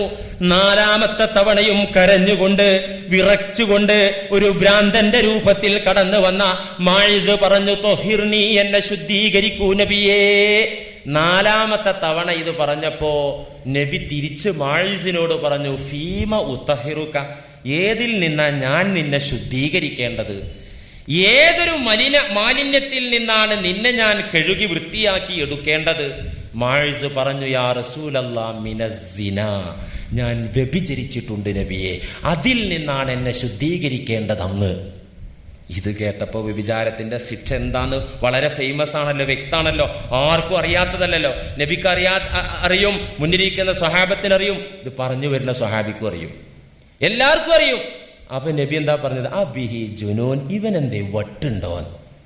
റസൂലുള്ളാഹി സ്വല്ലല്ലാഹി അലൈഹി വസല്ലമ തങ്ങൾ പറഞ്ഞതാണ്, അബിഹി ജുനൂൻ, ഇവൻ എന്തേ ഭ്രാന്തുണ്ടോ? ഫഉഖ്ബിറ അന്നഹു ലൈസ ബിമജ്നൂൻ, സദസ്സിൽ നിന്ന് ചില ഈ സ്വഹാബിയുടെ അയൽക്കാരായ മറ്റു ചില സ്വഹാബിമാർ എണീറ്റ് നിന്നിട്ട് പറഞ്ഞു, അന്നഹു ലൈസ ബി മജ്നൂൻ യാ റസൂലല്ലാഹ്, അങ്ങനെ ഒരു സ്പെല്ലിംഗ് മിസ്റ്റേക്ക് ഒന്നും ഇല്ല, ആൾക്ക് ഭ്രാന്തൊന്നുമില്ല, നല്ല ആളാണ്, ബുദ്ധിമാനാണ്. അപ്പൊ നബി പറഞ്ഞു അശ്ശരിബ ഖംറ, എങ്കിൽ പിന്നെ ഇവൻ മദ്യപിച്ചിട്ടുണ്ടോ? ഒരു സഹാബിയോട് പറഞ്ഞു അവന്റെ വായൊന്ന് വാസനിച്ചു നോക്കൂന്ന്. അങ്ങനെയാണല്ലോ ഇന്നും പോലീസുകാർ അങ്ങനെയാണ് ചെയ്യുന്നത്. വണ്ടി ഓടിക്കുമ്പോൾ പോലീസുകാർ മുഖത്തേക്ക് ഊതാനാ പറയാം. ഞാൻ എറണാകുളത്തേക്ക് ഇവിടുന്ന് ഒരു വണ്ടിയിൽ പോയപ്പോൾ പോലീസുകാരൻ, എൻ്റെ സ്നേഹിതൻ വണ്ടി ഓടിക്കുക, ഒന്ന് ഊതു എന്ന് പറഞ്ഞു. അപ്പൊ സ്നേഹിതൻ പറഞ്ഞു, ഇവിടെ ഇരിക്കണേ ഞങ്ങളെ പള്ളിയിലെ ഉസ്താദാ, പിന്നെ എന്താ സാറായി കാണിക്കണേ? പള്ളിയിൽ ഉസ്താദ് ഒപ്പം ഇരിക്കുമ്പോൾ ഈ പണി ചെയ്യൂല, അല്ലാത്ത നേരത്തെ ചെയ്താലും എന്നാ അതിനർത്ഥം. അപ്പൊ ഇങ്ങനെയാണ് നബി പറഞ്ഞു, വായൊന്ന് വാസനിച്ച് നോക്കൂ എന്ന് പറഞ്ഞു. ഒരു സഹാബി നോക്കിയിട്ട് ഫലം യജിദ് മിൻഹു റീഹൽ ഖംർ, കിട്ടുന്നില്ല, മദ്യത്തിന്റെ സ്മെല്ലൊന്നുമില്ല, ദുർഗന്ധമൊന്നുമില്ല. അപ്പൊ നബി വീണ്ടും ചോദിക്കാം, നീ ശയിച്ചിട്ടല്ലടാ ഉള്ളൂ, നീ കൂടെ കിടന്നിട്ടല്ലേ ഉള്ളൂ, ശയനം നടത്തിയിട്ടല്ലേ ഉള്ളൂ, നീ ചുംബിച്ചിട്ടല്ലേ ഉള്ളൂ, ഇവനൊന്ന് ഒഴിവാക്കി വിടാനായിരിക്കും എന്ന് വെച്ചാൽ ഇതിലുള്ള തത്വം എന്താണെന്നറിയോ? അന്വേഷിച്ച് CID-കളെ വിട്ടിട്ട് രഹസ്യാന്വേഷണ വിഭാഗത്തെ അയച്ചിട്ട് ഈ ശിക്ഷ നടപ്പിലാക്കേണ്ടതില്ല. അതുകൊണ്ട് എന്തൊന്നും സൗദി അറേബ്യയിൽ ഈ കല്ലേറ് കാണാത്തത്. 100 അടി ഇടക്കിടക്ക് കാണുന്നുണ്ട് അല്ലെ, പത്രത്തിലൊക്കെ നമ്മൾ വായിക്കാറുണ്ടല്ലോ അടിക്കേസ്. പക്ഷെ ഈ കല്ലെറിയൽ ഇതിങ്ങനെ രഹസ്യാന്വേഷണം നടത്തിയിട്ട് പിറകെ നടന്ന് കണ്ടുപിടിക്കേണ്ട ഒരു ക്രിമിനൽ കുറ്റമൊന്നുമല്ല. പച്ചയായിട്ട് അതിന് സാക്ഷികൾ ഇത്ര ആള് കാണുക, 4 ആള് കാണുക എന്നൊക്കെ ഉണ്ടതിന് നിയമമുണ്ട് കേട്ടോ. അതിന്റെ നിയമം ഇപ്പൊ ഇവിടെ പറയേണ്ട കാര്യമില്ലാത്തത് കൊണ്ട് അങ്ങോട്ട് കടന്നു ചെല്ലുന്നില്ല. 4 ആളുകൾ കാണും വിധം പച്ചക്ക് ചെയ്താൽ കിട്ടൂ ഈ ശിക്ഷ. അല്ലാതെ ഇത് സ്വകാര്യമായി അന്വേഷണം നടത്തേണ്ട കാര്യമില്ല. നീ ശയിച്ചിട്ടല്ലേ ഉള്ളൂ, ചുംബിച്ചിട്ടല്ലേ ഉള്ളൂ, ഹൽ സനൈത, പിന്നെയും ചോദിക്കാൻ നബി, മാഴിസേ നീ വ്യഭിചരിച്ചിട്ടുണ്ടോ? ഖാല നഅം യാ റസൂലല്ലാഹ്. എന്നാ പിന്നെ നീ നോക്കിക്കാൻ പറ്റൂല.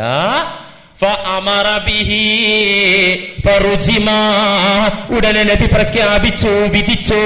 മദീന പള്ളിയുടെ മുസ്ലിം ലോകത്തിന്റെ ന്യായാധിപൻ, ജഡ്ജി, അള്ളാഹുവിന്റെ വിധികർത്താവായ നബി, അള്ളാഹുവിന്റെ വിധി അവിടത്തെ തിരുവായിൽ നിന്ന് നാക്കിലൂടെയാണ് വരിക, വിധിച്ചു. അങ്ങനെ ഫറുജിമാ, മാഇസിനെ കല്ലെറിഞ്ഞു കൊന്നു. സ്വഹീഹ് മുസ്ലിം. ആ സമയത്ത് സ്വഹാബത്ത് മാഇസിന്റെ കാര്യത്തിൽ ഫിർഖത്തൈനി, 2 തട്ടിലായി. ശിക്ഷ നടപ്പിലാക്കി കഴിഞ്ഞപ്പോ സ്വഹാബത്ത് 2 ഗ്രൂപ്പായി. എന്താ? ഒരു ഗ്രൂപ്പ് പറഞ്ഞു മാഇസ് നശിച്ചു, മാഇസ് നാശം പിടിച്ചവൻ, അവന്റെ ദുന്യാവും ആഖിറവും നഷ്ടപ്പെട്ടു എന്ന് ഒരു സംഘം സ്വഹാബത്ത് പറഞ്ഞപ്പോ വേറൊരു ഫിർഖത്ത് പറഞ്ഞത് മാഇസ് സലാമത്തായി. നമ്മളെപ്പോലെ കളങ്കം മനസ്സിൽ വെച്ച് മൂടി വെച്ച് നടന്നില്ലല്ലോ മാഇസ്.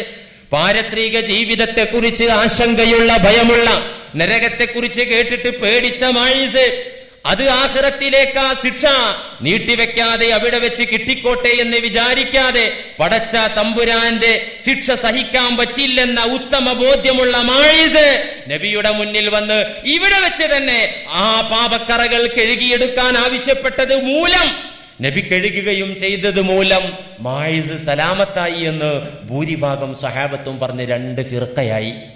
2 വിഭാഗമായി ഭിന്നിച്ചപ്പോ ഇവരെ ഈ ഭിന്നിപ്പ കണ്ട നബി അവരുടെ കൂട്ടത്തിലേക്ക് കടന്നു വന്നിട്ട് ആ ക്രിയ, ഹുദൂദ്, ഹദ് നടപ്പാക്കിയതിനു ശേഷം അവരുടെ മുന്നിലേക്ക് വന്നിട്ട് പറഞ്ഞു, നിങ്ങൾക്കറിയോ, ലഖദ് താബ തൗബതൻ, നമ്മുടെ പ്രിയപ്പെട്ട സ്നേഹിതൻ സഹോദരൻ മാഇസ് തൗബ ചെയ്തു.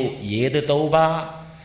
ലൗ ഖുസിമത് ബൈന ഉമ്മ, ഒരു സമൂഹം, ഒരു ഉമ്മത്ത്, ഒരു ജനവിഭാഗം, ഒരു കാലഘട്ടത്തിലെ ജനത എന്നല്ല പറഞ്ഞു, ഒരു ഉമ്മത്ത്, ഒരു ഉമ്മത്തിന്റെ ഇടയിൽ, പാപികൾക്കിടയിൽ ഈ മാഇസിന്റെ മാത്രം തൗബ ഒന്ന് വിതരണം ചെയ്താൽ, വിഹിതിച്ചു നൽകിയാൽ, ഓഹരി വെച്ചാൽ, അവരെല്ലാവരും ലവസിഅതുഹും, എല്ലാവർക്കും സ്വർഗത്തിൽ പോകാൻ മാത്രം വലിയ തൗബയെ മാഇസ് ഒരാളൊറ്റയ്ക്ക് ചെയ്തത്. എന്ത്? ഒരു ഉമ്മത്തിന്, ഒരു ഉമ്മത്തിലെ, ഒരു സമൂഹത്തിലെ പാപികൾക്കെല്ലാം ഈ ഒരു സഹാബിയുടെ തൗബ വിഹിതിച്ച് നൽകിയാൽ ലവസിഅതുഹും, എല്ലാവരും രക്ഷപ്പെട്ട് സ്വർഗത്തിൽ പോവും. അത്ര വലിയ തൗബയെ മാഇസ് ചെയ്തത്. ഇപ്പൊ ഇങ്ങനെ ഒരു ശിക്ഷാ നടപടി നബി നടപ്പിലാക്കി. ഇത് കണ്ടാ പിന്നെ ഒരാൾ വരുമോ? എന്താ അവിടെ ചെയ്തെന്ന് പച്ചക്ക് കണ്ടു. എന്നാൽ കേട്ടോളൂ, ഈ ശിക്ഷാ നടപടി കഴിഞ്ഞ ഉടനെ അടുത്ത ദിവസം തന്നെ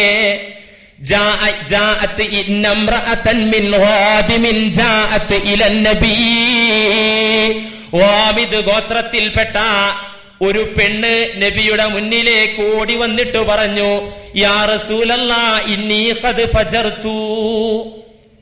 മാഇസിനെ എന്താ ചെയ്തതെന്ന് മദീനക്കാരെ വിശ്വാസികൾ എല്ലാവരും കണ്ടു. ഈ കണ്ട കാഴ്ച എല്ലാവരും അറിഞ്ഞ ഉടനെ തന്നെ ഒരു വിശ്വാസിയായ പെണ്ണ്, സ്വഹാബിയത്തായ പെണ്ണ്, ഹാമിദ് ഗോത്രത്തിൽപ്പെട്ട പെണ്ണ് ഓടിക്കിതച്ച് നബിയുടെ മുന്നിൽ വന്നു പറഞ്ഞു, ഇന്നി ഖദ് ഫജർതു, ഞാനും തെമ്മാടിത്തരം ചെയ്തിട്ടുണ്ട്. നബി പറഞ്ഞു, ഇർജിഇ, പെണ്ണെ വെറുതെ പണി ഉണ്ടാക്കല്ലേ, ഇർജിഇ, മടങ്ങിപ്പോ. ഫറജഅത്ത്, അവള് പോകാൻ പറഞ്ഞാൽ പോകല്ല. എന്താ? ഫലമ്മാ കാനൽ ഗദു, പിറ്റേ ദിവസമായപ്പോ അത്തത്തിൻ നബിയ, രണ്ടാമതും വന്നു. രണ്ടാമത് വന്നപ്പോ പറഞ്ഞു, ഈ സംഭവം പറഞ്ഞു, ഞാനൊരു തെമ്മാടിത്തരം ചെയ്തിട്ടുണ്ട്, മടങ്ങിപ്പോവാൻ പറഞ്ഞപ്പോ നബിയെ, ദിവസങ്ങൾക്ക് മുമ്പ് മാഴിസിനെ നടത്തിയതുപോലെ എന്നെ എങ്ങനെ അങ്ങോട്ടും ഇങ്ങോട്ടും നടത്താതെ എത്രയും പെട്ടെന്ന് ആക്ഷൻ അങ്ങോട്ട് എടുക്ക് നബിയെ. ആലോചിച്ചു, ഒരു പെണ്ണാണ് ഈ പറയുന്നത്. മാഴിദിനെ 3-4 തവണ അങ്ങോട്ടും ഇങ്ങോട്ടും നടത്തിയതുപോലെ എന്നെയും നടത്താതെ നബിയെ, ഒരു വസ്തുത ഞാൻ തുറന്നു പറയാം, ഇന്നി ഹുബ്ലാ മിനസ്സിന, അവിഹിത മാർഗത്തിൽ ഗർഭിണിയാണു ഞാൻ, എത്രയും പെട്ടെന്ന് എന്നെയും ശുദ്ധീകരിക്കണം, എന്നെ നടത്തല്ലേ നബിയേ. അപ്പൊ നബി പറഞ്ഞു, ഉപ്പ നീ പോ. അപ്പോഴും മടങ്ങിപ്പോയി. മൂന്നാമത് വന്നപ്പോ പറഞ്ഞു, ഇർജിഇ ഹത്താ തലിദി, ഏതായാലും നീ ഗർഭിണിയാണല്ലോ, പ്രസവിക്കുന്നത് വരെ ഇങ്ങോട്ട് വരരുത്, പ്രസവം കഴിഞ്ഞിട്ട് ആലോചിക്കാം. സുബ്ഹാനല്ലാഹ്, പ്രസവം കഴിഞ്ഞ അടുത്ത നാൾ തന്നെ കൈക്കുഞ്ഞുമായി ആ പെണ്ണ് വന്നു. ഹദീസിൽ, മുസ്ലിം ലോകം എല്ലാവരും അംഗീകരിക്കുന്ന സ്വഹിയായ ഹദീസിൽ കാണാം. കൈക്കുഞ്ഞുമായി വന്നപ്പോ ഇർജിഇ ഹത്താ തഫ്തിമി, മുല കൊടുക്കുക ആ കുട്ടിക്ക്. മുലയൂട്ടൽ കഴിഞ്ഞിട്ട് ആലോചിക്കാർ. മുലയൂട്ടൽ കഴിഞ്ഞപ്പോ 4ാമത്തെ തവണ ഈ പെണ്ണ് വരികയാണ്. അപ്പൊ കൊച്ചു വലുതായിട്ടുണ്ട്. ഹദീസിൽ കാണാ, വഫീ യദിഹി ശൈഉൻ യഅകുലുഹു, ആ കുട്ടി കയ്യിൽ എന്തോ സാധനം പിടിച്ചിട്ടുണ്ട്, സ്വന്തം തിന്നാനൊക്കെ തുടങ്ങിയിട്ടുണ്ട്, സ്വന്തം ഭക്ഷണം കഴിക്കാനൊക്കെ തുടങ്ങിയ 2 വയസ്സ് പ്രായക്കായി കാണും. ആ പ്രായമായപ്പോ ഒക്കത്ത് വെച്ച് കുഞ്ഞിനെയും കൊണ്ട് വന്നു. ഫഅമറ ബിസ്സബിയി, കുട്ടിയുടെ കാര്യത്തിൽ നബി തീരുമാനമെടുത്തു. വദുഫിയ ഇലാ റജുലിൻ മിനൽ മുസ്ലിമീൻ, മുസ്ലിമീങ്ങളിൽ സ്വഹാബികളിൽ ഒരു സ്വഹാബിയെ ഏൽപ്പിച്ചു, ഈ കുട്ടിയെ, ഇനി ഈ കുട്ടിയെ പോറ്റേണ്ടത് നിങ്ങളാണ്. കാരണം ഉമ്മനി ഉണ്ടാവില്ല, ഉപ്പ നേരത്തെ എവിടെ പോയി എന്നറിയില്ലല്ലോ, ഉപ്പ ഇല്ലല്ലോ, തന്തല്ലാത്തതാണല്ലോ. അതുകൊണ്ട് ആ കുട്ടിയുടെ ഉത്തരവാദിത്തം ഒരു സ്വഹാബിയെ ഏൽപ്പിച്ചിട്ട് അവളുടെ കാര്യത്തിൽ പുണ്യനബി അള്ളാന്റെ നിയമം പ്രഖ്യാപിക്കുകയും എറിഞ്ഞു കൊല്ലുകയും ചെയ്തു. ഫറുജിമത്ത്. ഇവിടെ ഒരു സംഭവം ഹദീസിൽ തുടർന്നു കാണാം. വകാന ഖാലിദുൻ റളിയല്ലാഹു അൻഹു ഫീമൻ യർജുമുഹാ, അവളെ കല്ലെറിഞ്ഞ കൂട്ടത്തിൽ മഹാനായ ഖാലിദ് റളിയല്ലാഹു അൻഹുവും ഉണ്ടായിരുന്നു. ആ സ്വഹാബിയും പങ്കെടുത്തിരുന്നു. ഫവഖഅത് ഫറജമഹാ ബിഹജരിൻ, മഹാനായ ഖാലിദ് റളിയല്ലാഹു അൻഹു അവളെയും കല്ലെടുത്തെറിഞ്ഞു. ഫവഖഅത് ഖത്റത്തും മിൻ ദമിഹാ അലാ വജ്നതിഹി, കല്ലെറിയുന്നതിനിടയിൽ ആ പെണ്ണിന്റെ ശരീരത്തിൽ നിന്ന് രക്തം ഖാലിദ് എന്നവരുടെ മുഖത്തേക്ക് തെറിച്ചു വീണു. എന്ത്?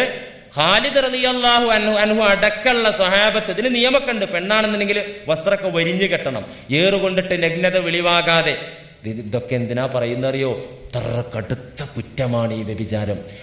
എറിയുന്നതിനിടയിൽ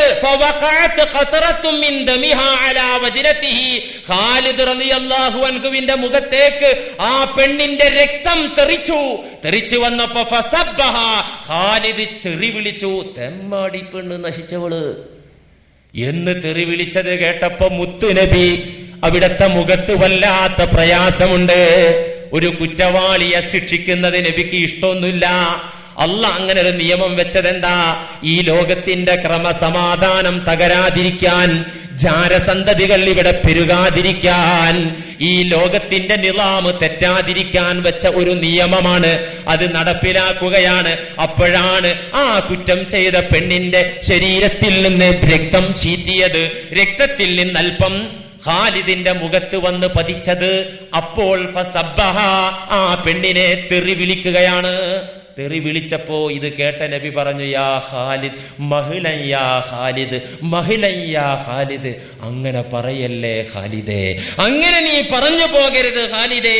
എന്തുകൊണ്ടെന്നാൽ ലഖദ് താബത്ത് തൗബ, അവൾ ചെയ്ത തൗബ ഏതാണെന്ന് നിനക്കറിയോ? ലൗ താബ സാഹിബു മക്സിൻ, ചുങ്കം വാങ്ങുന്ന ആള് ഇവള് ചെയ്ത തൗബ ചെയ്താൽ, ചുങ്കം വാങ്ങുന്ന പറഞ്ഞാൽ അള്ളാന്റെ ഭൂമിക്ക് നികുതി പിരിക്കുക. ഗവൺമെന്റ് അല്ല, എന്റെ ഭൂമിയിലൂടെ, എന്റെ വീടിന്റെ, എന്റെ അധികാരത്തിലും അധീനത്തിലുള്ള വഴിയിലൂടെ നടക്കണമെങ്കിൽ എനിക്ക് പൈസ വേണമെന്ന് പറഞ്ഞു. ഇത് വലിയ തെറ്റായിട്ട് ദീന് പറയുന്നുണ്ട്. ഇത് സഞ്ചരിക്കാൻ, നടന്നു പോകാൻ കാശ്, വണ്ടി കൊണ്ടുപോകാൻ, പാലത്തിന് അതിന് ചെലവായ കാശ് പിരിക്കലിന് വേറെ നിയമം പഠിക്കണം. എന്ത് അതിപ്പോ ഗവൺമെന്റിന് ഖജനാവിന് കാശില്ല, അതുകൊണ്ട് നാട്ടുകാരൊക്കെ ഒന്ന് സഹായിക്കുന്നു പറഞ്ഞ് പിരിവെടുത്ത് കൊടുക്കുന്നതുകൊണ്ട് കുഴപ്പമൊന്നും ഉണ്ടാവില്ല. അതേക്കുറിച്ച് വേറെ റിസർച്ച് നടക്കണം. അപ്പോ ഇതങ്ങനെയല്ല. ഒരാൾക്ക് സഞ്ചരിക്കാൻ, അള്ളാന്റെ ഭൂമിയിലൂടെ സഞ്ചരിക്കാൻ ചുങ്കം പിരിക്കുന്ന ആള്, ആ ആള് ചെയ്താലും ഇവള് ചെയ്ത തൗബ ചെയ്താൽ അള്ള പുറത്തു കൊടുക്കും. അത്ര വലിയ തൗബയാണ് ഈ സഹോദരി ചെയ്തത്. ആ സഹോദരിക്ക് വേണ്ടി നബി നമസ്കരിച്ചു. വദുഫിനത്ത്, ആ സഹോദരിയെ വിശ്വാസികളുടെ ശ്മശാനത്തിൽ അടക്കുകയും ചെയ്തു. ഇവരൊക്കെ മരണാനന്തര ജീവിതത്തിൽ വിശ്വാസമുള്ള സ്വഹാബികളായിരുന്നു. ഇവിടുന്ന് 4 കല്ലേറ് കൊണ്ടിട്ട് അന്ത്യശ്വാസം വലിച്ചാൽ ഒന്നും വരാനില്ല എന്ന് അവർ മനസ്സിലാക്കിയിരുന്നു. നാളെ പരലോകത്ത് ലഭിക്കുന്ന കഠോരമായ കനത്ത ശിക്ഷ, അതിലേക്ക് ചേർത്തി നോക്കുമ്പോ ഇതൊരു ശിക്ഷയല്ല എന്ന ബോധ്യം അവർക്ക് നന്നായി ഉണ്ടായിരുന്നു. അതുകൊണ്ട് നമ്മളാരും കല്ലേറ് വാങ്ങാന് ഇസ്ലാമിക ഭരണമുള്ള നാട്ടിക്ക് പ്ലെയിനിൽ യാത്ര ചെയ്യൊന്നും വേണ്ട. നമ്മൾ എന്താ ചെയ്യേണ്ടത്? പടച്ചവനോട് കരഞ്ഞങ്ങോട്ട് പറയാ, പടച്ചവനെ പറ്റിപ്പോയിട്ടുണ്ട്, കാക്കണം, ഇനി അത്തരം കുറ്റത്തിലേക്ക് നീ എത്തിക്കരുത്. ആത്മാർത്ഥമായി പശ്ചാത്തപിച്ച് മടങ്ങാതെ ആത്മവിശുദ്ധി നമുക്കുണ്ടാവുകയില്ല. ഖദ് അഫ്ലഹൽ മുഅ്മിനൂൻ അല്ലദീന ഹും ഫീ സ്വലാത്തിഹിം ഖാശിഊൻ എന്ന് പറഞ്ഞിട്ട് വല്ലദീന ഹും ലിഫുറൂജിഹിം ഹാഫിദൂൻ. മുഅ്മിനീങ്ങൾ വിജയിച്ചു. എങ്ങനത്തെ മുഅ്മിൻ? ലൈംഗിക വിശുദ്ധിയുള്ള മുഅ്മിൻ വിജയിച്ചു എന്ന് പറഞ്ഞ വിജയം കിട്ടുന്ന മുഅ്മിനീങ്ങളിൽ പെടാൻ നമ്മളെല്ലാവരും ആത്മാർത്ഥമായി അള്ളാഹുവിലേക്ക് ഖേദിച്ചു മടങ്ങുക. അള്ളാഹു പശ്ചാത്താപ മനസ്ഥിതി നമുക്ക് നൽകട്ടെ, ആത്മവിശുദ്ധി നൽകട്ടെ. വആഖിറു ദഅവാനാ അനിൽ ഹംദുലില്ലാഹി റബ്ബിൽ ആലമീൻ. അസ്സലാമു അലൈക്കും വറഹ്മത്തുള്ളാഹി.